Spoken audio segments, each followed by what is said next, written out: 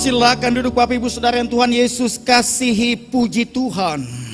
Kita telah ada pada awal Minggu Palem atau minggu ketujuh dari minggu sengsara Tuhan, di mana dulu orang Israel menyambut Yesus yang naik dari Yeriko menuju Yerusalem, dan dia mampir di Betania. Untuk 1 minggu lamanya, setiap malam ia ada di sana, dan setiap pagi sampai dengan sore ada di Bait Allah. Saat-saat itu yang penuh dengan kegentingan. Ada banyak orang yang menganggap bahwa Yesus mempunyai umur 33 tahun setengah 1 minggu. Dan minggu itu mulai dari sekarang ini dalam peringatan kita penuh dengan tantangan dan pergumulan yang dihadapi dan dialami oleh Yesus. Dan dalam memasuki minggu sengsara yang ketujuh ini, saya akan datang dengan firman Allah bagi kita semua. Lukas pasalnya yang ke-23, ayatnya yang ke-34, yang demikian bunyinya. Yesus berkata, "Ya Bapa, ampunilah mereka, sebab mereka tidak tahu apa yang mereka perbuat." Haleluya. Dari ayat ini atau kalimat perkataan Yesus yang pertama di kayu salib ini, saya mengajak kita atau menarik perhatian kita sekali lagi untuk merenungkan makna kuasa pengampunan. Haleluya. Bapak Ibu Saudara yang Tuhan Yesus kasihi, peristiwa penyaliban Kristus itu terjadi bersama-sama dengan 2 orang penyamun. Dan para perampok atau penyamun ini, awal-awal waktu tangan mereka mulai dipaku, kaki mereka mulai dipaku, dan palang atau salib itu didirikan.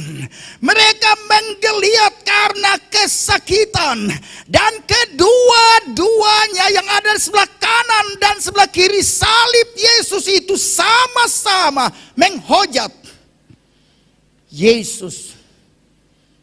Mereka sama-sama menghujat. Dari mana kita tahu bahwa 2 orang ini sama-sama menghujat? Matius pasal 27 ayat 44 memberitahukan kepada kita bahwa 2 orang yang tersalib dengan Yesus pun turut menghujat dia bersama-sama dengan umat yang sedang ada di bawah salib pada seputaran Bukit Golgota itu. Bapak Ibu Saudara yang Tuhan Yesus kasihi. Tetapi kita dalam kalau menelusuri lebih jauh, perampok, penyamun yang satu menyadari bahwa ia mengalami pengadilan yang adil. Ia mengalami keputusan pengadilan yang adil yang datang dari Allah. Bagaimana kita tahu bahwa ia mempunyai pengakuan yang demikian? Dan pengakuan ini ditujukan bagi dirinya dan juga temannya yang ada pada sebelah lain dari salib Yesus itu. Lukas 23 ayat 40 memberitahukan kita. Ayat ini tolong ditayangkan supaya kita dapat melihatnya. Tetapi yang seorang menegur dia pada sebelah salib itu, menegur yang di sebelahnya. Katanya, "Tidakkah engkau takut juga tidak kepada Allah, sedang engkau menerima hukuman yang sama?" Tadinya beberapa menit yang lalu dua-dua sama-sama menghujat. Kalau engkau anak Allah, turun, bebaskan, permuliakan dirimu dengan jalan lepas daripada salib itu. Namun yang satu memiliki kesadaran dan mengeluarkan statement yang seperti itu. Tidak tahukah kamu bahwa kita dua terhukum karena kesalahan yang kita lakukan di sepanjang hidup ini, tapi tidak atau beda dengan dia. Haleluya. Perampok ini yang satu, mengapa dia bisa mengatakan hal yang sama? Mengapa ada perubahan drastis? Berbalik, yang tadinya ke utara sekarang ke selatan gambarannya. Mengapa berbalik begitu drastis yang dialami oleh perampok yang ada di sebelah Yesus ini? Perampok ini dapat memaknai kuasa pengampunan. Perampok ini telah memaknai kuasa pengampunan pada titik terendah dalam kenyataan yang sangat tragis. Sudah tidak dapat pengampunan dari pengadilan dunia sekuler pada waktu itu. Tata negara Romawi membuang dia, hukum Taurat bangsanya, agamanya mengutuki dia. Sebab Taurat mengatakan terkutuklah semua orang yang tergantung pada kayu salib.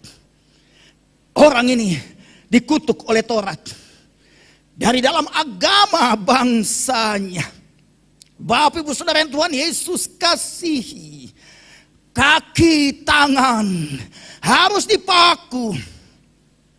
Dia benar-benar merasa terbuang, tertolak, terhina, terhukum. Waktu palang itu ditegakkan, matanya tertuju kepada semua di antara tentara Romawi, petinggi-petinggi agama.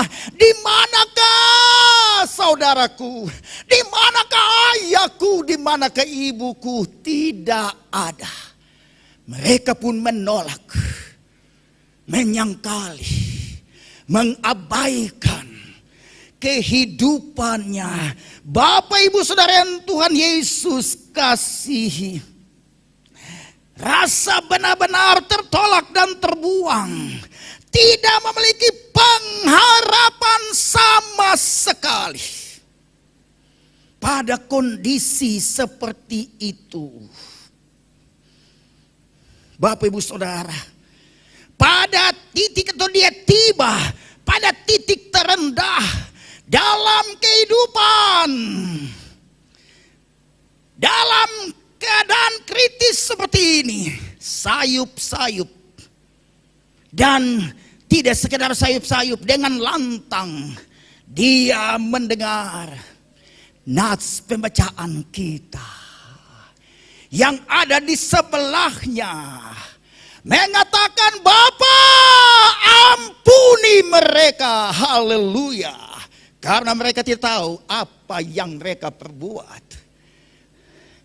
Penyamun ini mendengar perkataan ini bagaikan secercah sinar cahaya yang menembus jiwanya,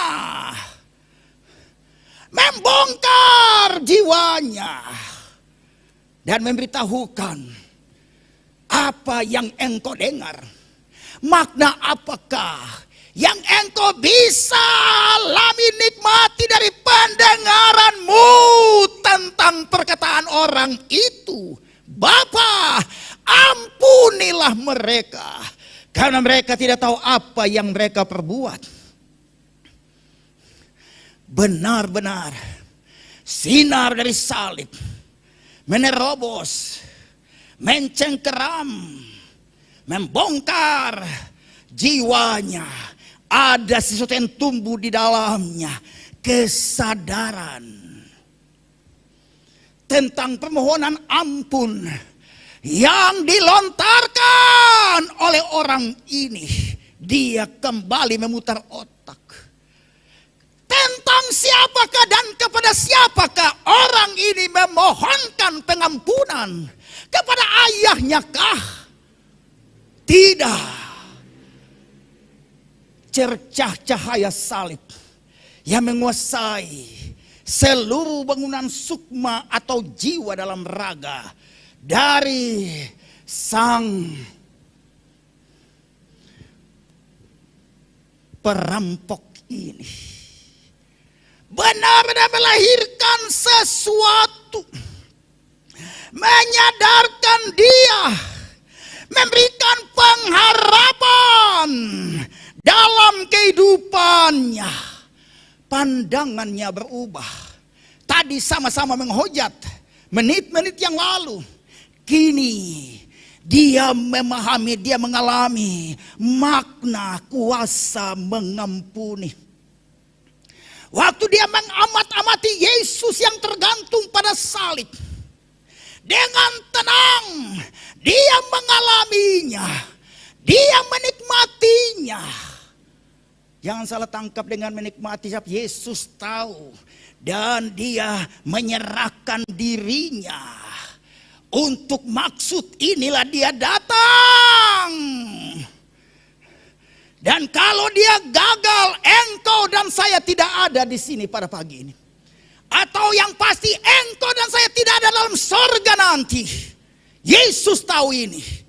Dengan tenang dia menghadapi salib itu. Mencengangkan yang di sebelah salib ini. Orang apa kegerangan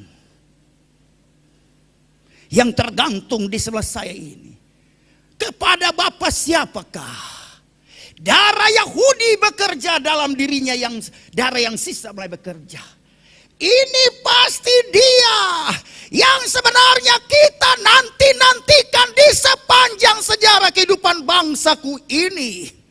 Kesadaran ini datang di penghujung kesempatan dari kehidupan. Bapak Ibu Saudara, dan ini yang membawa, mendorong dia untuk berdoa. Ingat akan aku, kalau engkau tiba dalam kerajaanmu, atau kalau engkau datang dengan kerajaanmu. Yesus menjadi kaget. Iman sebesar ini tidak dia jumpai pada Petrus. Iman sebesar ini tidak dijumpai pada Yakobus. 3 tahun setengah 1 minggu bergumul bergaul dengan saya.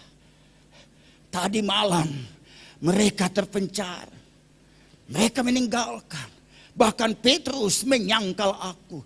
Tapi siapakah gerangan? Orang di sampingku ini luar biasa. Mengapa ada perubahan? Makna mengampuni. Permohonan Yesus kepada Allah Bapa menjadi bagian dari kehidupan penyamun ini. Dia melihat kemuliaan Kristus yang kekal dan mengetahui bahwa kerajaannya itu pasti akan datang.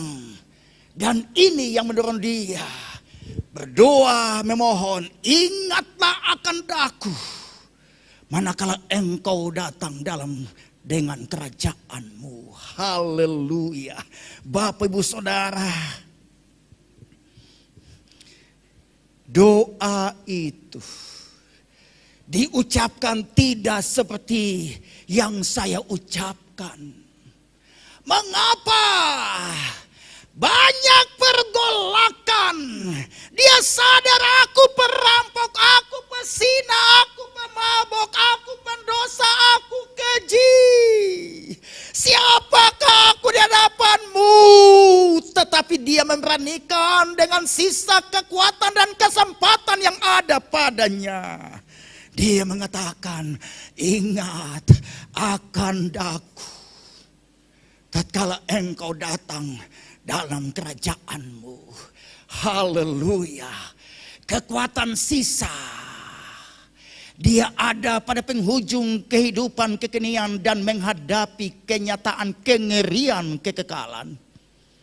Tapi sisa-sisa kekuatan mendorong dia untuk berseru, ingat akan daku.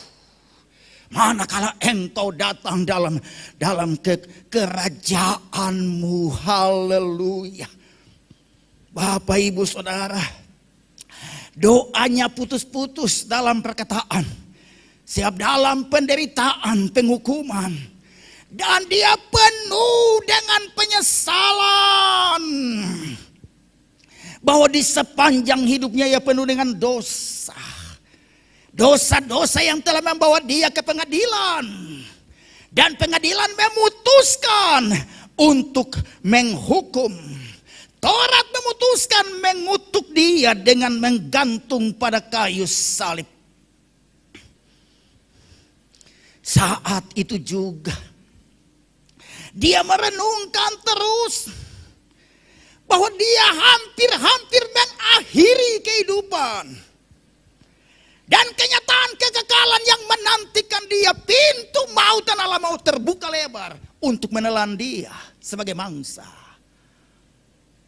Setiap dosa terlalu banyak, tidak mungkin untuk dapat dilepaskan. Bapak, Ibu, Saudara yang Tuhan Yesus kasihi, setelah perenungan yang begitu hebat, pada detik-detik terakhir penghujung kesempatan hidup, ia mendengar, Bapa, ampunilah mereka. Kuasa permintaan pengampunan dari Yesus kepada Allah Bapa di sorga bekerja dan mengubah kehidupan orang yang kotor dan najis ini. Luar biasa. Dalam kesadaran yang hampir-hampir terlambat, timbul pikiran dalam jiwanya, jikalau waktu dapat berputar untuk mundur, jikalau waktu dapat dimundurkan dan aku terlahir di sana, aku pasti mau hidup tidak mau hidup sebagai perampok lagi. Aku tidak mau sembarangan melanggar kesucian Allah lagi. Tetapi sekarang telah terlambat. Mustahil untuk aku mendapatkan kesempatan seperti itu. Kesempatan itu tidaklah mungkin kembali.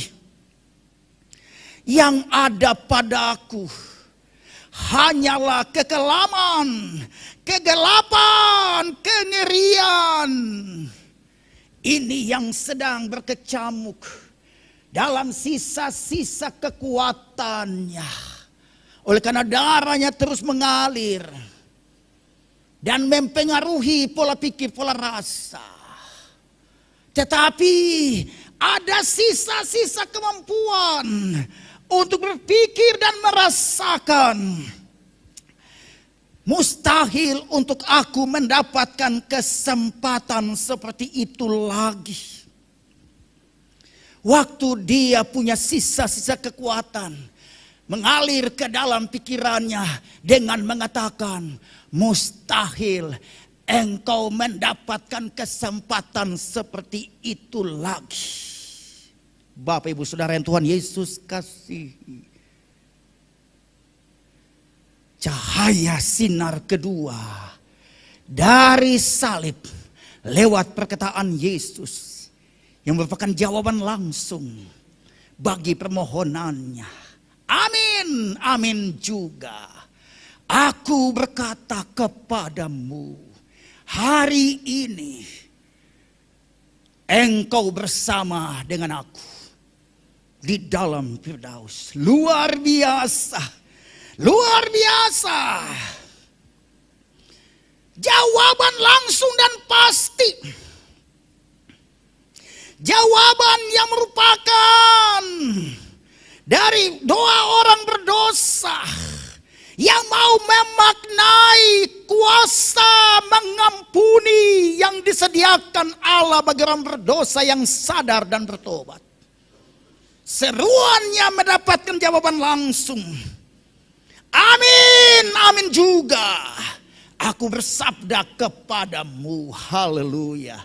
Hari ini engkau bersama dengan aku di dalam Firdaus. Hari ini, saudara, kata amin mempunyai makna sungguh benar. Sungguh benar. Bahwa hari ini engkau dengan aku ada dalam Firdaus. Hari ini kalimat agung yang berisi jaminan keselamatan dan hidup kekal kepada manusia berdosa yang bertobat. Kata dalam kalimat kedua pada salib Yesus. Hari ini, haleluya, merupakan kalimat agung yang berisi jaminan keselamatan dan hidup kekal kepada manusia berdosa yang mau bertobat. Engkau bersama dengan aku di Firdaus. Bapak Ibu, sudah terlalu banyak kali kita mendengar kalimat ini. Engkau bersama-sama dengan aku di dalam Firdaus. Tetapi pernahkah kita renungkan, siapakah yang terlahir sebagai manusia yang dapat mengucapkan hal seperti ini? Menjaminkan sesamanya untuk lewat penderitaan, terkutuk pada salib, dihukum oleh hukum dunia, harus mati. Tapi pada saat yang sama harus bersama-sama di Firdaus. Makhluk yang namanya manusia yang pernah lahir di bawah kolong langit ini, kira-kira Bapak Ibu jumpai siapakah yang mampu mengatakan, menjaminkan jaminan seperti ini? Tidak seorang pun, kecuali Yesus. Haleluya. Haleluya. Engkau bersama-sama dengan aku di Firdaus. Jika kita sejajarkan pernyataan ini, aku bersama engkau di Firdaus. Kita mau mensejajarkan pengalaman, pernyataan seperti ini dengan siapakah? Bapak Ibu Saudara yang Tuhan Yesus kasihi. Kita memiliki landasan firman Allah. Kalau kita membaca Keluaran pasal 3 ayat 14. Pernyataan yang senada. Musa bertanya kepada Tuhan Allah, Allah Abraham, Ishak, Allah Yakub, nenek moyangnya itu, kalau aku kembali ke Mesir, dan mereka bertanya, siapakah engkau yang telah mengutus aku ini? Aku mau jawab apa? Jawab mereka, aku adalah aku, Ehye Asher Ehye. Kata Tuhan kepada Musa yang mengerti maksud kata itu. Siap dia memakai bahasa itu. Ehye Asher Ehye. Aku adalah aku. Aku yang bagaimana adalah yang bagaimana. Haleluya. Bapak Ibu Saudara yang Tuhan Yesus kasihi. Aku ada untuk kamu. Di setiap tempat. Di setiap keadaan dan segala waktu. Makna sederhana daripada Ehye, Asher Ehye, aku adalah aku. Musa tidak bimbang. Musa mengerti bahwa Allah yang menyertai Abraham nenek moyangnya, Allah yang menyertai Ishak nenek moyangnya dan Yakub, Allah itu yang sedang berkata-kata dan mengikat janji dengan aku ini Musa, bahwa di setiap tempat, di segala waktu dan segala keadaan Ia ada. Itulah Allahmu dan Allahku saat ini juga. Haleluya. Jadi orang yang mengatakan itu sedang mengatakan kepada perampok ini, aku menyertai engkau. Hari ini juga, di manakah Firdaus? Siapa yang mampu untuk ke Firdaus? Bukankah para malaikat serafim, kerubium, dengan pedang yang menyambar-nyambar menjaga jalan ke situ? Tapi kok orang ini begitu lantang menjamin untuk aku berdosa ini ada di Firdaus bersama-sama dengan dia. Satu lagi yang harus kita bandingkan, Ehye, Asher Ehye, atau aku adalah aku, dapat disejajarkan dengan atau kepada siapa lagikah? Kepada Yusuf dan Maria. Waktu Gabriel katakan mereka dua menjadi takut dan bimbang, bingung. Tetapi malaikat katakan, anak yang engkau akan lahirkan, hendaklah kamu namakan dia Immanuel. Haleluya, Yesus. Dalam tata gramaton Ibrani, Yesus itu datang dari YHWH. Itu mempunyai arti penyelamat, juru selamat. Tetapi arti yang mendalam, bahwa aku Allah ada bagimu menyertai engkau dalam situasi keadaan apapun. Aku ada bersama-sama dengan engkau. Jangan takut dan jangan gentar. Dunia boleh berubah, dunia boleh goncang, dan banyak orang tergoncang di dalamnya. Tapi engkau tidak akan runtuh dalam goncangan. Karena apa? Bukan dengan kuat dan bukan dengan gagahmu. Aku adalah aku, menyertai engkau. Haleluya. Kita harus mengenal Allah seperti itu. Bagi perampok yang kotor, ditolak dunia, dikutuki oleh Taurat, tetapi sadar akan kuasa mengampuni dari Allah, lalu bertobat, mengalami langsung keselamatan yang kekal pada hari itu juga. Keselamatan itu pada hari itu juga. Tidak ada harapan kami kiranya jiwanya diterima di sisi, di sebelah, atau di mana saja di hadirat Allah. Kita tidak mempunyai pengharapan seperti itu. Mudah-mudahan jiwanya diterima, tidak bagimu. Selamat itu hari ini. Kita dalam keselamatan kekal. Jikalau kita mati, kita berpindah dari kekenian ke dalam kekekalan bersama-sama dengan Dia. Haleluya. Orang boleh menangis tapi tidak boleh larut dalam tangisan. Setiap perjumpaan akan ada kalau kita setia. Haleluya. Bapak Ibu Saudara, ada orang yang berdoa 100 hari, 1000 hari, 3000 hari, supaya arwah almarhum diangkat, dipindahkan ke dalam kemuliaan. Kita tidak punya landasan firman Allah untuk itu. Hari ini juga engkau bersama-sama dengan aku dalam Firdaus. Haleluya. Jam 3 pada hari itu, pada Jumat Agung itu, Jumat ini kita akan ada dalam situasi itu.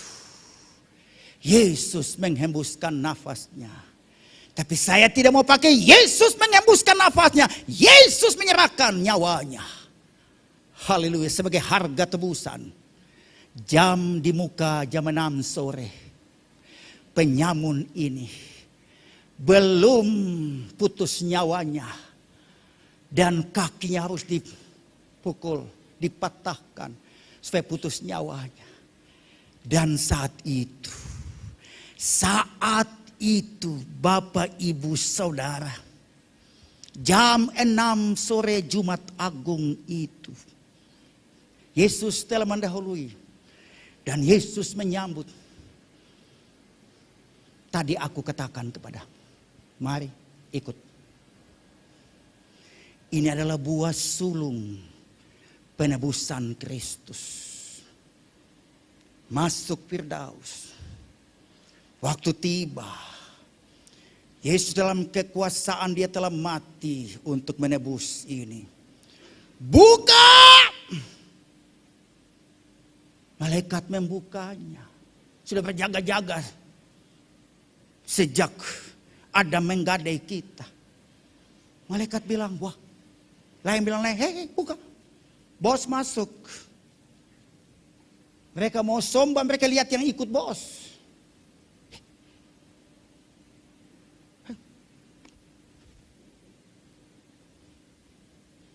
Yesus bilang, dia pewaris Firdaus ini. Malaikat tercengang dan Petrus katakan bahwa sampai pada saat ini malaikat sedang bingung. Mengapa manusia najis, kotor, berdosa bisa diampuni, bisa diselamatkan, dihentar oleh Yesus sendiri masuk Firdaus. Luar biasa. Luar biasa. Para serafim atau pemimpin malaikat dengan pedang yang menyambar-nyambar itu. Lain lihat lain. Bingung aku. Kok orang ini bisa ada di sini? Penyamun itu pun, mantan penyamun pun bingung. Dan dia katakan, Yesus luar biasa. Luar biasa. Dia menikmati kekekalan, kemuliaan. Luar biasa. Saudara, tidak mustahil. Apa yang dialami oleh penyamun. Rasa kotor, rasa tertolak, rasa najis, rasa gagal dan sebagainya. Dan dunia menolak. Dunia tidak menopang. Saudara, bapak, mama tidak menopang. Tapi Yesus adalah jalan kebenaran dan hidupmu. Yesus adalah Tuhanmu. Jangan sampai karena uang, karena pangkat, karena gelar, karena kekayaan menyangkal dia. Engkau binasa untuk selama-lamanya. Jaminan untuk ada di Firdaus, Yesus jaminannya. Nanti 3 hari kemudian, dia katakan kepada para murid, aku telah mati dan aku bangkit. Segala kunci maut dan kerajaan maut ada dalam tanganku. Haleluya. Dia perintah untuk malaikat membuka. Dan penyamun kotor najis ini masuk di dalamnya. Mencengangkan para malaikat. Tapi rahmat Tuhan, anugerah Tuhan, berkat pengampunan daripada Tuhan. Yang memungkinkan dan menjadi jaminan untuk kita menikmati tempat seperti ini. Jangan mau hidup berfoya-foya, bersenang-senang pikir, ya saya masih muda, saya kuat dan saya punya deposito, saya punya tabungan, saya punya asuransi, saya punya macam-macam. Saya punya macam-macam. Itu jaminan. Jaminan itu bersifat 70 sampai 80 tahun. Dan menghentar engkau ke liang laut, tidak bisa lewat itu. Tapi Yesus, engkau bersama-sama dengan aku sampai ke Firdaus. Saudara, Bapak Ibu yang Tuhan Yesus kasih, F.B. Meyer, ini seorang pendeta yang suka merenungkan dan cinta Tuhan dengan luar biasa. Di masa hidupnya, waktu ia melewati minggu-minggu sengsara Kristus seperti kita sedang melewatinya saat ini, dia merenungkan apa yang dialami oleh perampok yang bertobat karena dapat menikmati kuasa mengampuni dari Allah Bapa. Ia menikmati percakapan tidak langsung dengan Yesus dan perampok itu. Ia menulis, ia mencatat atau ingin mewujudkan percakapan jiwanya tentang Yesus dan perampok itu. Dia katakan, aku berkata hari ini, engkau minta kepadaku, ingat aku. Ingat aku jikalau engkau datang, tapi aku berkata kepadamu hari ini. Aku berkata, aku beserta denganmu. Bukan hanya ingat engkau. Bukan aku mati, aku pulang ke surga, aku ingat engkau gentayangan. Tidak, anakku. Tidak sebatas aku ingat engkau. Tapi aku bersama dengan engkau. Engkau minta aku untuk mengingat engkau di dalam kerajaanku. Tetapi tidak seperti itu jawabannya, anakku. Aku berkata, hari ini engkau ada dalam Firdaus bersama-sama dengan aku juga. Aku mencintai engkau jauh lebih dari doa yang terindah yang engkau naikkan. Aku memberi anugerah kepadamu jauh lebih berarti daripada imanmu yang paling baik yang telah engkau tunjukkan. Meskipun anakku imanmu tepat, meskipun doamu baik, tapi belum pernah melewati anugerah dan janjiku yang jauh lebih besar daripada iman, doa dan permohonanmu. Aku adalah aku. Ehye Asher Ehye. Aku adalah Immanuel. Aku ada kepadamu, bagimu, dalam susah, dalam senang, dalam sakit, dalam kekurangan, dalam penderitaan, dalam goncangan. Engkau tidak akan runtuh di sana. Aku ada bagimu. Sole Deo.